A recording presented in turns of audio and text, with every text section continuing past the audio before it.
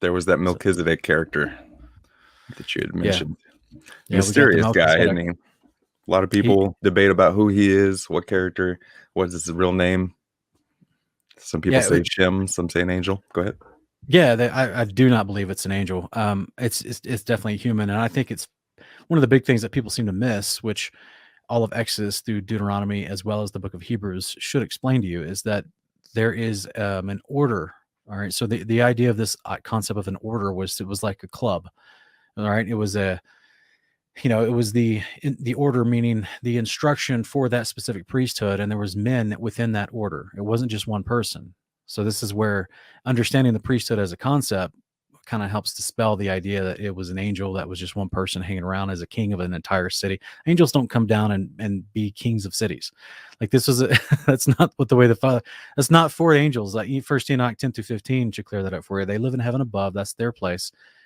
Mankind has the earth, and this is where kings of men reign on the earth over kingdoms, not angels. And there's nothing in here that would allude this to being like a spiritual conversation. This is a real tangible interaction between a king of Salem, Melchizedek, who's a priest, with Abraham, who's also a priest. And here's the awesome part, Wes, in Jubilees 13, where this interaction is parallel. It says that the tenth that Abraham brought forth to the Melchizedek, that he shared that with his priests, plural. The Melchizedek had priests, plural. So it's not just like there's one. No, it's a priesthood. It's a club of priests. It's an organization of priests, all taught the same behavior of Yahweh. It's an order, as they would call it, the order of Melchizedek, as opposed to the order of Aaron. So it's kind of a big distinguishment, I should say, for people to understand the priesthood as a concept, so that when they see something like this, just as any priest would train the people below him to know what to do, just as in Jubilees tells us Abraham trained Isaac to know what to do, and then passed that down to Jacob to know what to do, Jubilees 21.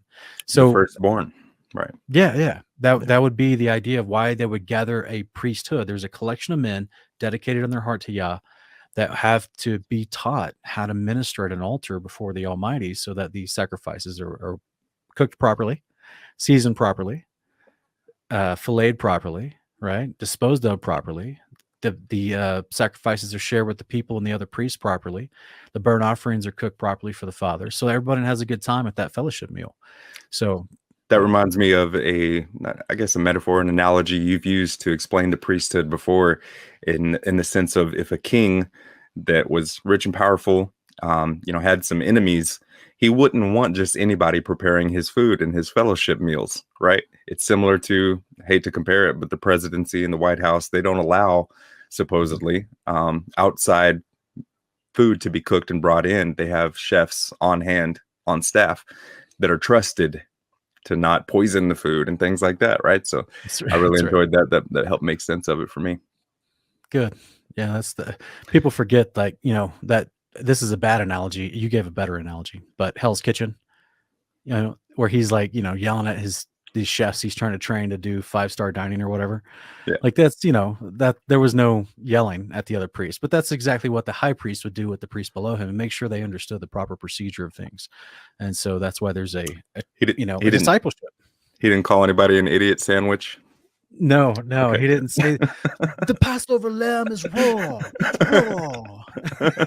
It's raw. Good stuff. Also, that when it said that he was bringing a tenth, that's oddly reminiscent of a long-standing commandment of the first fruits offering. Amen. That's right. Abraham knows the law. Genesis 26:5, Jubilees 21. He teaches it to Isaac and Jacob.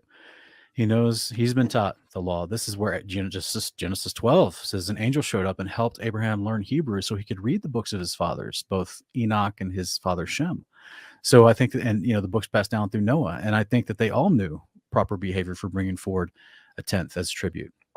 So this is amazing. We see David do this also when he takes spoils from war in 1st, 2nd Samuel. But wait, Moses didn't come down the mount with the law yet.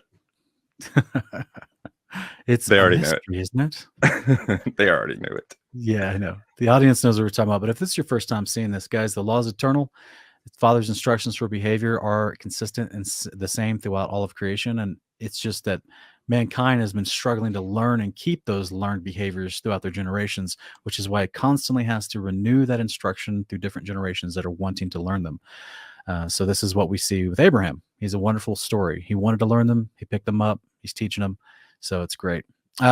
So apparently Kedorlaomer and Amraphel and this other guy, Title, I can't remember the other dude's name, but these other 4 kings, they're going from what looks like Elam, which is my understanding that's going to be across the Mesopotamian Sea. That is in Mesopotamia area, like close to Chaldea.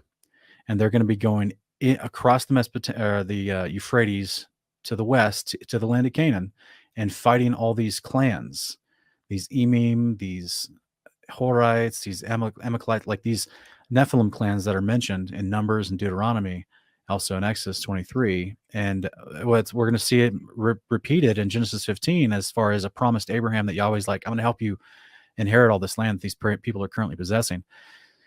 So it seems like those tribes were in conflict with other tribes in the area constantly as well. And I'm wondering, it's tradition that Amraphel is another name for Nimrod or Nibrod, and that was his Mesopotamian name. King of Shinar. Right. So I'm wondering if this is what it means in the Septuagint in Genesis 10:8 when it talks about Nimrod becoming a giant hunter. And Title, King of Goyim. That word in Hebrew is oddly reminiscent of like Gentile, right? Yeah, it just means the nations, yeah. Or a region called nation. So I don't know if it's referring to an empire or if he actually had a people group he called nation. So, right. Interesting. Title, like a wave or something. Right. So those guys wanted to battle the giants that were already in the land, and they do take on the kings of Sodom and Gomorrah as well. So it makes me wonder if the kings of Sodom, if there are giants in Sodom and Gomorrah. I think there was. It seems to be, from what Jude tries to reference. I think it's in Jude verse 6 where it talks about the people of Sodom and Gomorrah went after strange flesh as well. And it makes me wonder if they were involved in the same kind of practices, like the clans within Canaan doing that kind of stuff. So, and interesting. What are your thoughts, brother? How long would you say this is after the flood? From my understanding, Abraham is like 200 plus years after the flood. Okay. Yeah. So plenty of time for them to, practice the sorceries necessary to regenerate or to revive giants. Yeah. To make that become a thing again. So yeah, it would be entirely possible, especially since we still see them around right in David's time. Yes. Yeah, absolutely.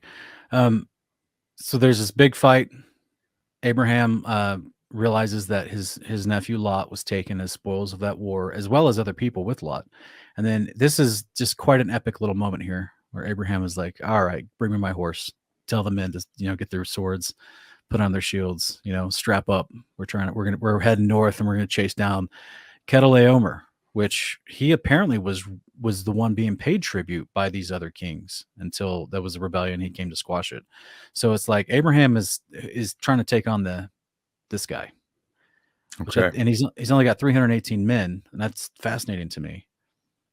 Because I don't know how many men Kedorlaomer had left, but he had enough men left in order to take Lot and other people captive and have control over them, right? So it sounds like he had probably at least thousands of people in his army left after this big battle. And Abraham's like, yeah, all we need is 318.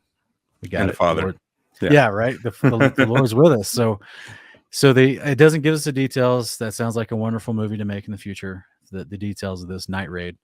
But he does. It's a sequel to 318. That's right. Yeah, it's 300 in Canaan. That'd be great.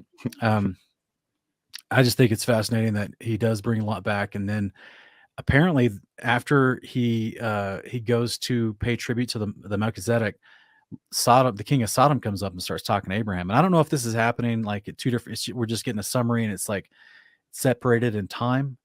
But the way it reads, as we read it, it seemed like while Abraham is there with the Melchizedek, giving his tithe and doing this sacrifice, that the king of Sodom is just like standing in the backdrop, and he's like, hey, I'll give you I don't know if that's exactly, it could have been a separation between those two sentences of time where Abraham returns back to his land and the king of Sodom comes up and is like, hey, I'll give you some riches because of what you did. And he's like, nope, just want the food that my men ate and my men and the people. I don't want anything else from you, bro. And so he just tells him to move on. And then, so it's interesting that he doesn't want to associate with him. So that gives me more inclination to think that this guy is not just wicked, but there's, like Jude infers, like they're going after strange flesh. Their wickedness, as we see later in Genesis 19, is so bad. Abraham's like, bro, I don't even want this.